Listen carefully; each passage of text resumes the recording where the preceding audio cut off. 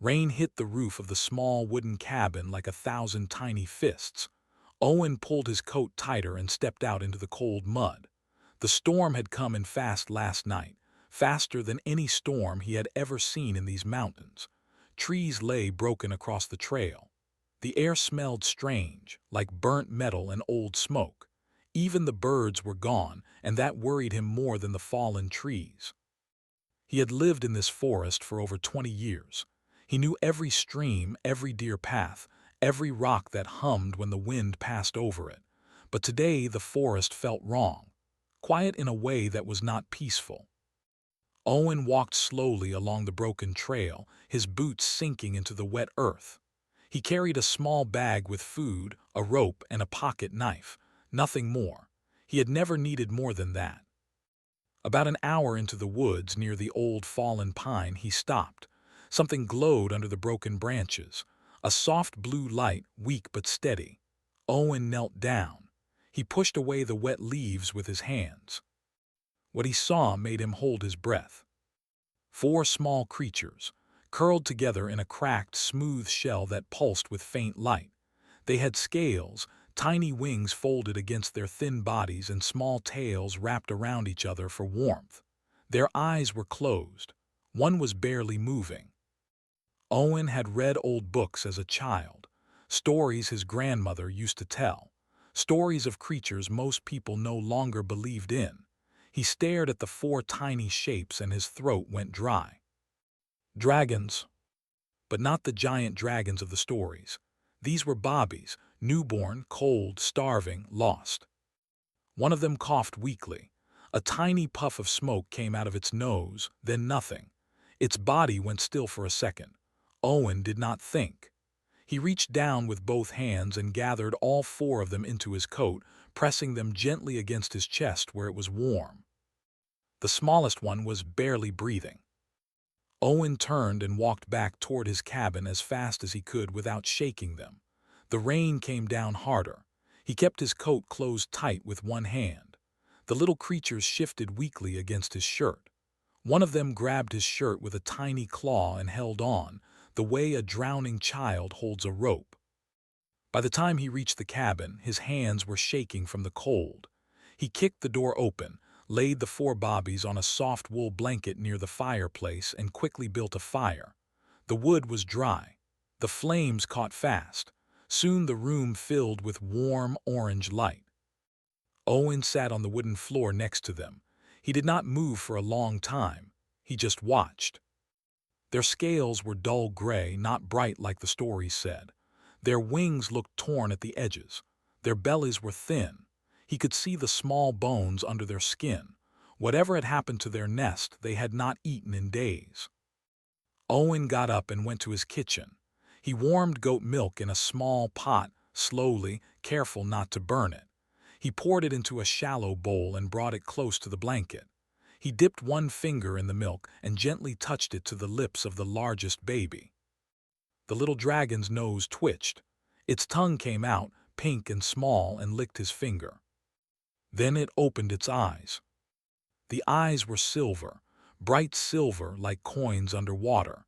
The baby looked at Owen for a long moment. It did not pull away. It did not hiss. It just looked at him as if it was trying to understand what kind of creature he was. Owen smiled softly. "Hello, little one," he said. He fed each of them slowly, 1 drop at a time. 3 of them drank. They were weak, but they drank. The 4th one, the smallest, did not. Its eyes stayed closed. Its tiny chest barely moved. Owen picked the smallest baby up and held it against his neck where the skin was warmest. He could feel its heart fluttering like a moth trapped in a jar. Too fast, too light. He sat by the fire for hours.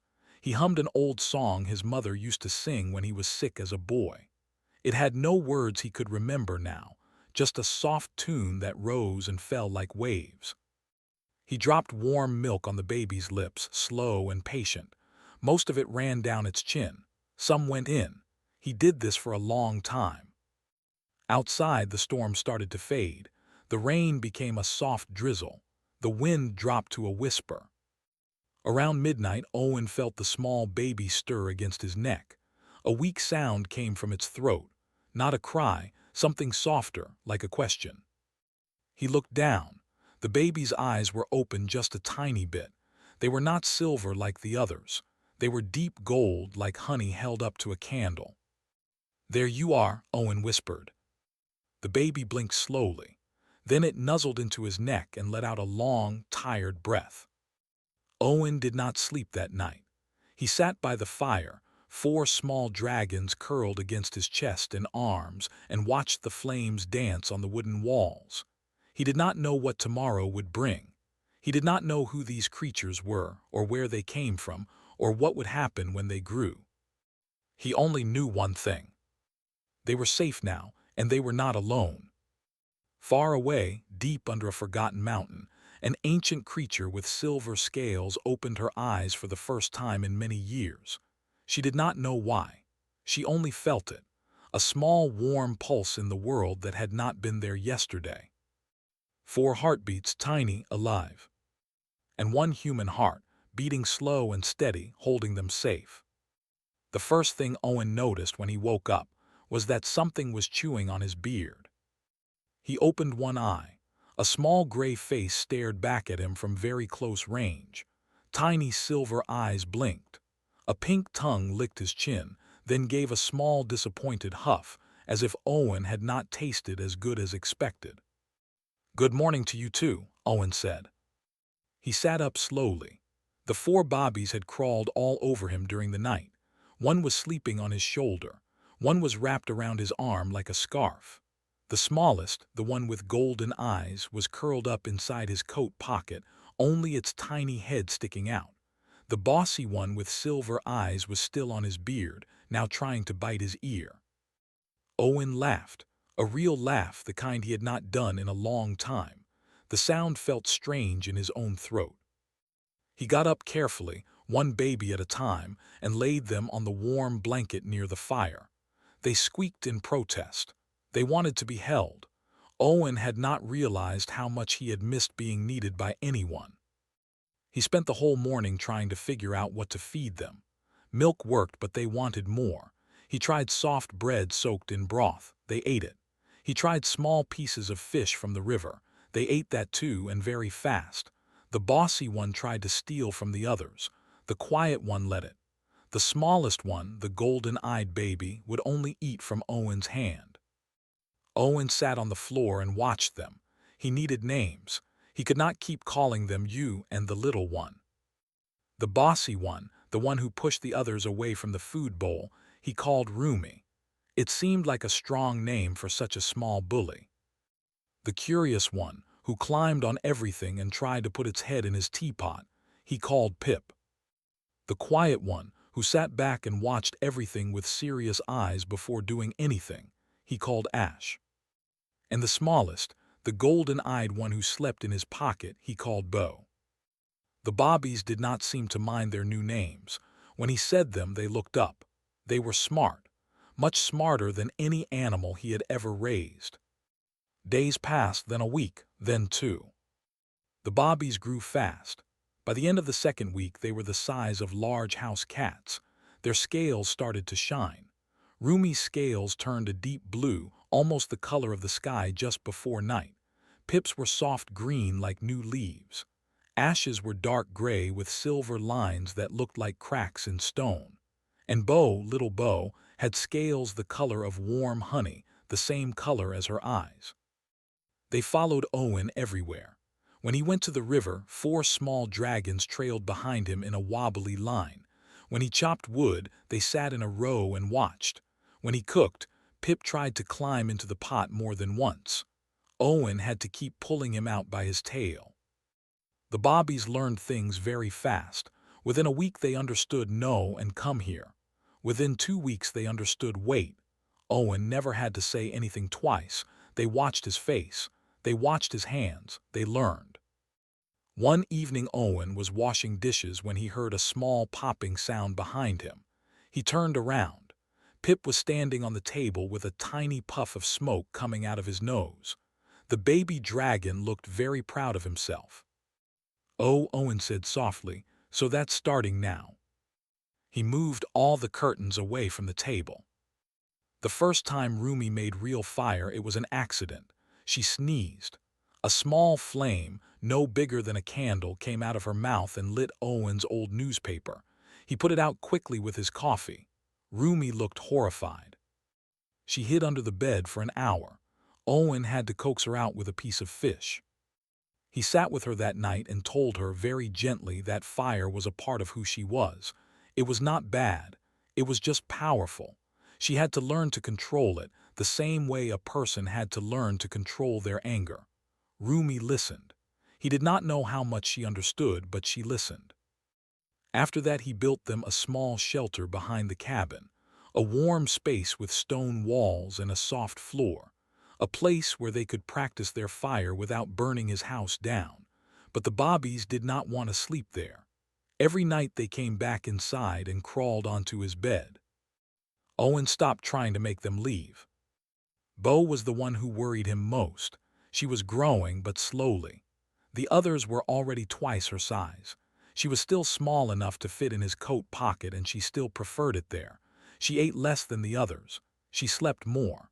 But her golden eyes were sharp, and when she looked at Owen, he felt like she could see straight into him. One quiet evening, Bo climbed up onto his chest while he was reading. She put her small face very close to his. She looked at him for a long time. Then she made a soft sound, almost like a word. Owen. Owen froze. He stared at her. Did you just say my name? Bo blinked slowly. She did not say it again. She just curled up under his chin and went asleep. Owen sat very still for a long time after that. He looked at the four little dragons sleeping around him, Rumi snoring on his foot, Pip upside down on the pillow, Ash curled in a perfect circle, Bo tucked under his chin. He did not know what they were going to become. But somewhere, very far away, the old mountains were starting to wake up. Deep beneath a mountain that no map had ever named, an old creature stirred in the dark. The cave was huge. The walls were covered in carvings older than any human city. The floor was scattered with old bones, dust, and the dried shells of eggs that had never hatched. In the center of the cave, on a pile of stone and silver, lay a dragon so large that her tail wrapped around the entire chamber. Her scales had once been bright silver. Now they were dull, cracked in places, dusty with age. Her name was Vala. She was 3,000 years old. She had not opened her eyes in 40 years. Until tonight. Her eyes opened slowly. The light in them was weak at first, then grew brighter like coals being blown back to life. She lifted her huge head off the stone. Dust fell from her horns. Her neck creaked like an old tree. She had felt something. 4 heartbeats, small, new, alive. For a long moment Vala did not believe it.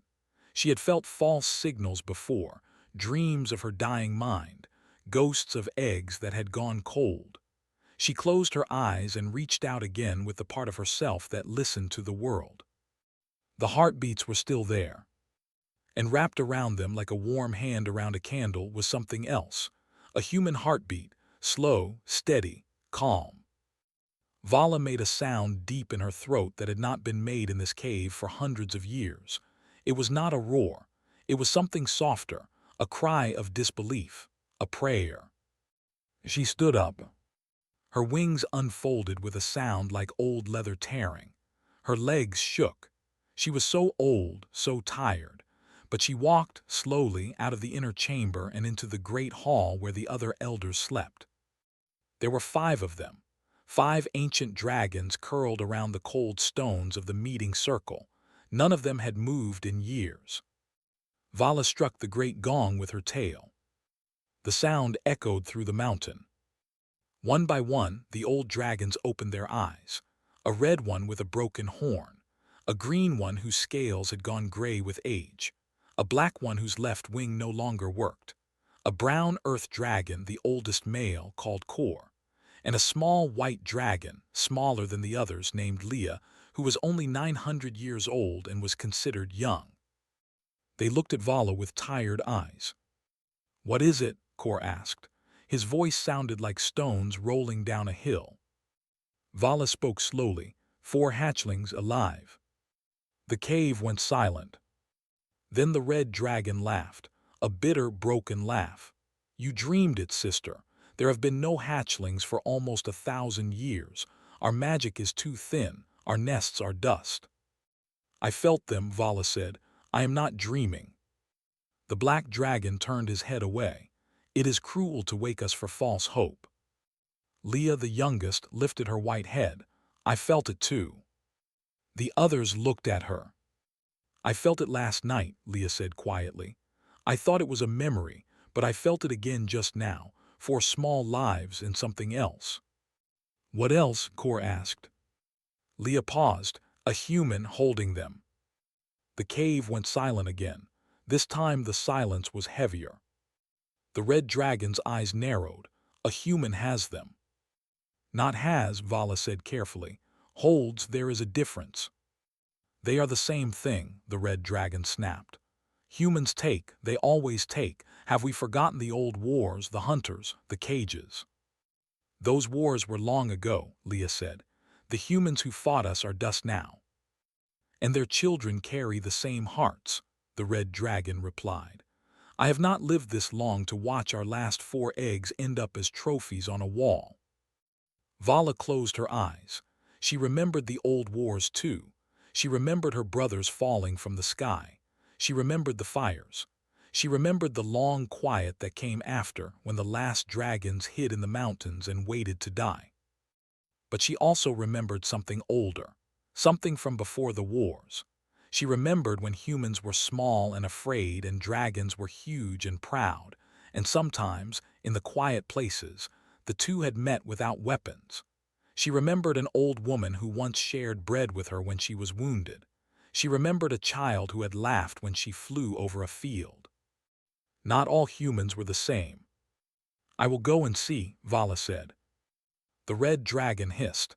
You will die. Your wings have not opened in 40 years. Then I will die flying, Vala said, which is better than dying in this cave. Kor was quiet for a long moment, then he stood up.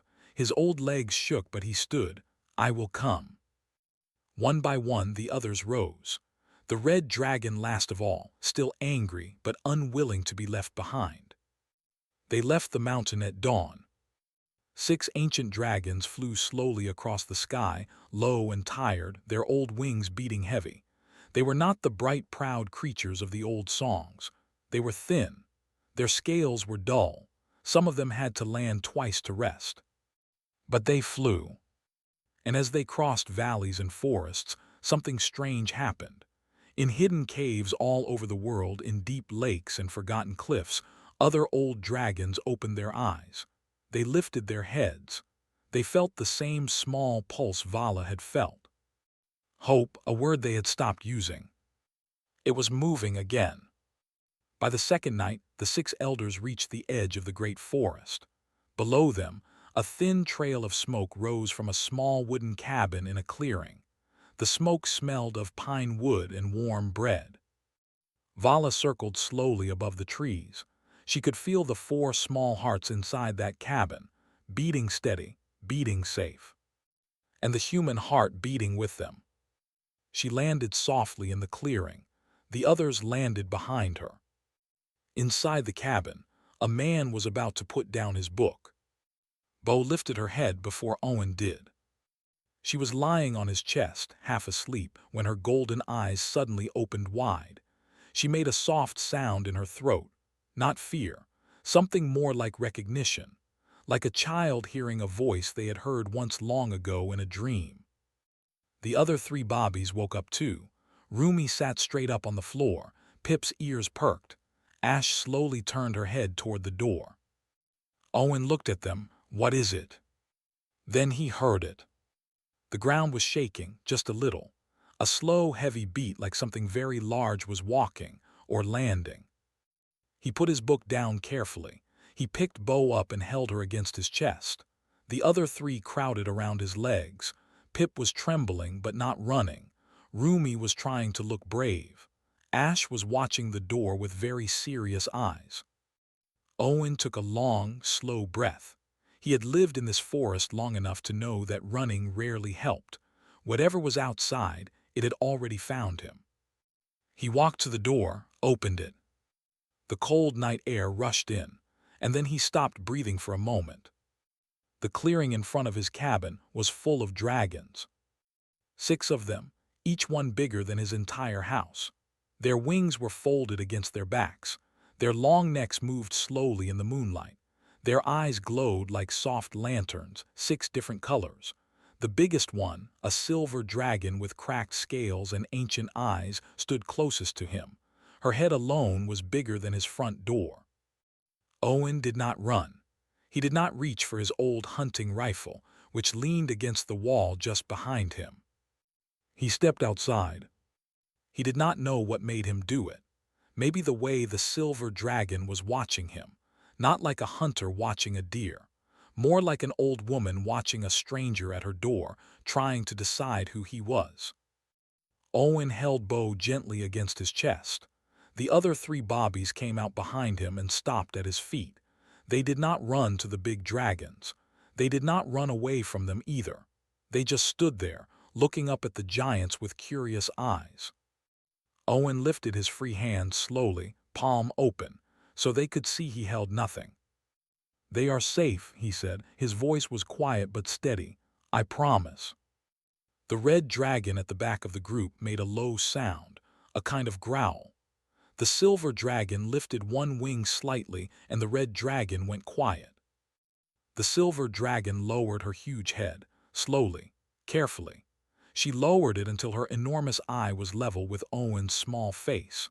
Her eye was bigger than his head. Inside it, he could see his own reflection, tiny and pale, holding a small golden baby. For a long moment she did not move. She only looked at him. Owen looked back. He had never been good with words. He did not try to find any now. He just stood there and let her look. He thought about Bo, warm against his chest. He thought about the long nights of feeding her drop by drop. He thought about Rumi sneezing fire onto his newspaper. He thought about Pip falling into the teapot. He thought about Ash sitting quietly on his shoulder while he read. He did not know if dragons could read thoughts, but he let her see whatever she wanted to see. The silver dragon pulled her head back slowly. She made a sound, not words, not yet. A long, low note that filled the clearing and seemed to settle in Owen's chest like a warm stone. Then she spoke. Her voice was like deep stone moving under the earth. It was the most beautiful and the most tired voice Owen had ever heard. "You did not run," she said. Owen swallowed. "No." "You did not call for weapons." "No." "Why?" Owen looked down at Bo. The little golden dragon was watching the silver giant without fear, the way a child looks at a grandparent they have just met. "Because you came for them," Owen said. "Not for me, and they are safe, so there is no fight here." The silver dragon was quiet for a long moment. "What are your names?" she asked. Owen blinked. He had expected questions about the bobbies first, not him. "My name is Owen." "Owen," she said it slowly like she was tasting the sound. "And the small ones?" "I called them Rumi, Pip, Ash, and Bo." He paused. "I did not know they had real names. I am sorry if I gave them wrong ones." Something strange happened then. The silver dragon's old eyes seemed to soften, just a little, like ice cracking in spring. "Those are good names," she said quietly. "Better than any old name we could give. Names given with love are stronger than names given by tradition." She turned her head to the other dragons. They had not moved. The red one still looked angry, but he no longer looked ready to attack. The white one, the smallest, was watching the bobbies with eyes that seemed wet. "My name is Vala," the silver dragon said, turning back. "I am the oldest of my kind still alive. These are the last of my clan. We thought we were the last of all dragons. We had not felt a hatching in nearly 1,000 years." Owen's mouth opened slightly. 1,000 years. "Our magic grew thin," Vala said. "Our eggs stopped waking. We watched our world go quiet. Many of us went to sleep because waking hurt too much." She looked down at the 4 small dragons standing around Owen's feet. "And then 4 eggs hatched, in a storm, in a forest, with no nest, with no mother." Her voice grew very soft, "and a human found them." Bo made a small sound in Owen's arms. She wriggled. Owen looked down at her. She was reaching one tiny paw toward Vala. Owen walked forward slowly. He held Bo out. Vala lowered her huge head again. Bo touched the tip of the silver dragon's nose with her small, honey-colored paw. Vala closed her eyes. A single tear, the size of an apple, slid down her cheek and fell into the grass. "Hope," she whispered. "We had forgotten the word." The fire in the cabin was very small that night, but it warmed an entire clearing. Owen had brought out every blanket he owned. He spread them on the grass. He brought out bread, dried fish, a jar of honey, and a kettle of tea. It was not much. 6 ancient dragons would not be filled by a few loaves of bread, but the gesture mattered more than the food. The dragons did not eat. They had not eaten in days, maybe weeks. But the white dragon, Leah, picked up one piece of bread very carefully in her huge claws. She held it for a long time, looking at it. Then she ate it in one slow bite. She closed her eyes. "It has been so long," she said softly, "since anyone offered us food without fear." Owen sat on a stump near the fire. Bo was in his lap. The other 3 bobbies were exploring the giant dragons like children meeting tall relatives at a family gathering. Pip had climbed onto Kor's huge front paw and was now sitting there as if it was a throne. Rumi was trying to copy the way the red dragon held his head, which made the red dragon look away to hide what might have been a smile. Ash was sitting calmly between Vala's front legs, looking up at her with quiet eyes. Vala watched the bobbies for a long time before she spoke again. "Owen," she said, "may I ask you something?" "Yes." "Why did you keep them?" Owen looked confused. "What do you mean?" "You knew what they were. The old stories are not completely forgotten in your world. You could have sold them. Powerful men would have paid you more gold than your village has seen in 100 years. Or you could have feared them. You could have left them in the forest. You could have run. Why did you bring them home?" Owen was quiet for a moment. He scratched Bo gently behind her tiny horn. "They were cold," he said. "They were hungry, they were bobbies." Vala blinked slowly. "That is the whole answer." "Yes," Owen said. He looked up at her. "Is there supposed to be more?" The dragons went very still. Even the red one stopped looking angry. He looked, for the first time, simply tired. Tired in a way that had been hiding under his anger for a long time. Kor, the old earth dragon, spoke first. His voice was deep and slow. "We have lived 3,000 years," he said. "We have watched empires rise and fall. We have watched kings demand riches for kindness. We have watched soldiers kill for orders. We have watched mothers sell their children for bread. We have watched the world become very, very loud about what every small kindness should cost." He paused. "And now a man in a small wooden house tells us that he kept 4 bobbies warm because they were cold. And that is the whole answer." He lowered his huge head until it was near the ground. I had forgotten that answer was possible. Owen did not know what to say. He felt suddenly very small. Not in a bad way. Just small in the way a person feels when they realize they are sitting in front of something very old. Leah, the white dragon, spoke next. Her voice was softer than the others. "There is something you should know, Owen," she said. "When a dragon egg hatches, the first being to feed it, warm it, and protect it becomes its first heart. We do not have one word for it in your language. The closest word would be parent. But it is more than parent. It is the one whose voice the dragon hears even in dreams. The one whose face the dragon sees when it is afraid. The one the dragon will return to for as long as it lives, no matter how far it flies." She looked at the 4 bobbies. "You are their first heart, Owen, all 4 of them." Owen looked down at Bo. Bo looked up at him. Her golden eyes were very calm. I did not know, he said quietly. We know you did not know, Vala said. That is what makes it real. A first heart cannot be chosen on purpose. It is given by the small one in a moment, and it cannot be taken back. The red dragon, who had been silent for a long time, finally spoke. My name is Drev, he said. His voice was rough. I want to say something. Owen nodded. I came here ready to take them away from you, Drev said. I have hated humans for a long time. I lost my mate in the old wars. I lost my brother. I lost my own first eggs to a human hunter many years ago. When Vala told us a human was holding the last hatchlings, I thought I would burn this forest to the ground. He paused. His old eyes looked at the small green dragon, Pip, who was still sitting proudly on Kor's paw. But I have been watching you, watching how the small one sits on your foot without fear, watching how the gold one sleeps against your chest. A dragon baby does not do that with a being who has ever heard it. A dragon baby remembers. He lowered his head just a little, not quite a bow, but close. I was wrong to come here with fire in my heart. I am sorry. Owen swallowed. He did not know what to say to a dragon who had just apologized to him. He said the only thing that came to mind. Thank you, Drev. I am sorry for what humans did to your family, truly. Drev's old eyes closed for a long moment. The night grew quiet. The fire crackled. The bobbies slowly settled down. Pip curled up on Kor's paw and fell asleep.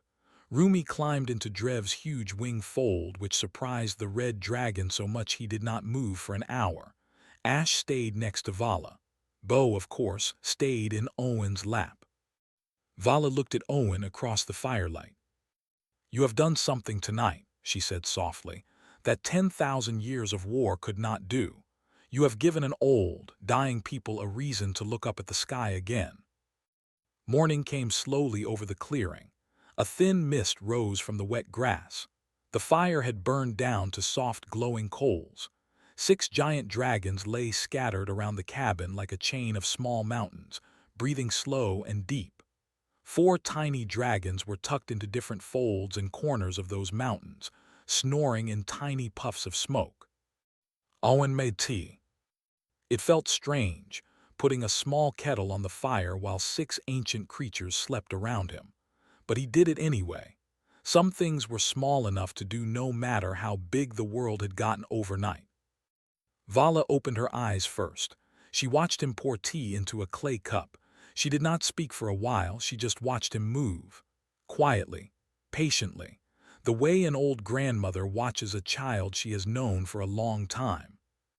When Owen sat down with his cup, she finally spoke.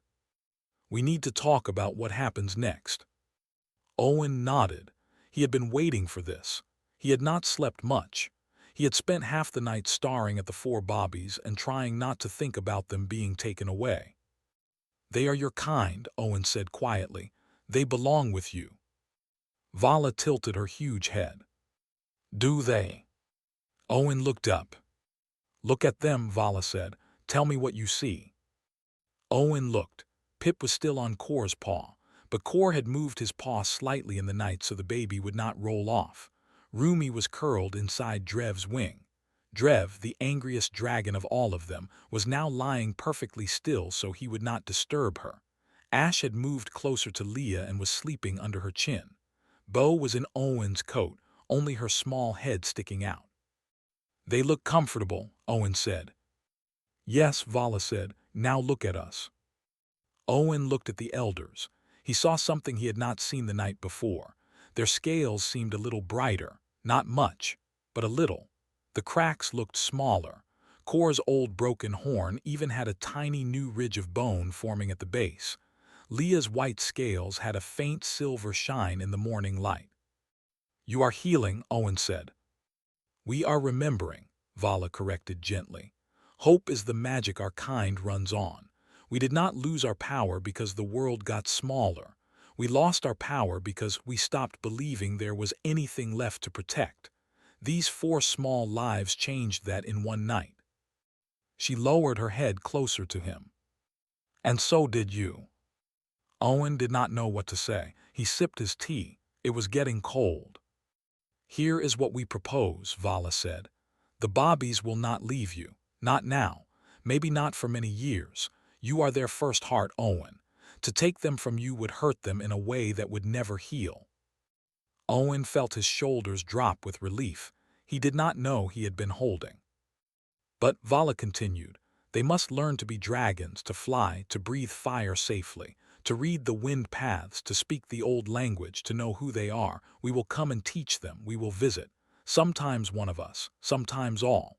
We will be their grandparents, their teachers, their kin. But this small cabin in this small forest with you will be their home, for as long as they need it to be." Owen blinked hard. He looked down at Bo. Bo looked back up at him with those golden eyes. "You would trust me with them?" he asked. Drev answered before Vala could. The red dragon's voice was rough but no longer angry. "We do not trust easily, human, but we trust you." Owen nodded slowly. He could not speak. Leah the white dragon moved closer. "There is something else, Owen, you should know. Last night while you slept, we sent a long call across the mountains, to every old cave and forgotten lake where our kind still sleeps. We told them what happened here. We told them about the 4 hatchlings, about the human who fed them drop by drop in a storm." She paused. "This morning, before dawn, an old dragon in the eastern sea opened her eyes for the first time in 200 years. She felt one of her old eggs grow warm. It had been cold for so long she had used it as a pillow. This morning it had a heartbeat inside." Owen stared at her. "There are more." "There will be," Vala said. "Not many, not at once. But the cold eggs are remembering how to be warm, because one small fire was lit by you." The sun rose higher. The clearing filled with soft gold light. The Bobbies began to wake up. Pip yawned and stretched on Kor's paw. Rumi crawled out of Drev's wing and immediately tried to climb on his head. Drev sighed but did not stop her. Ash padded over to Owen and pressed her small face against his knee in greeting. Bo wriggled out of his coat and climbed up onto his shoulder. Vala stood up slowly, her wings unfolded. They looked brighter now, less torn. She lifted her head to the sky and let out a long, low call. It was not a roar. It was a song that traveled across forests and mountains and seas. A song that said, very simply, "We are still here." Far away in caves and lakes and cliffs, other old voices answered, one by one, then many, then a chorus of ancient voices singing back to her across the world. Owen sat on his porch and listened, Bo on his shoulder, Pip on his knee, Ash at his feet, Rumi already trying to chase a butterfly very badly. The dragons stayed 2 more days, then they flew away. They would be back, they promised, soon. And they were. Years passed. The Bobbies grew. They learned to fly. The first time Bo lifted off the ground, Owen cried like a man at a wedding. The first time Rumi made a real fire, she lit Owen's fireplace from across the room and looked very pleased with herself. Owen grew old in that small cabin. He was not alone. He was never alone again. And on quiet evenings, he would sit on his porch and watch 4 grown dragons circling above the trees, while ancient wings passed silently through the distant mountains. Finally, after so many long centuries, finally home.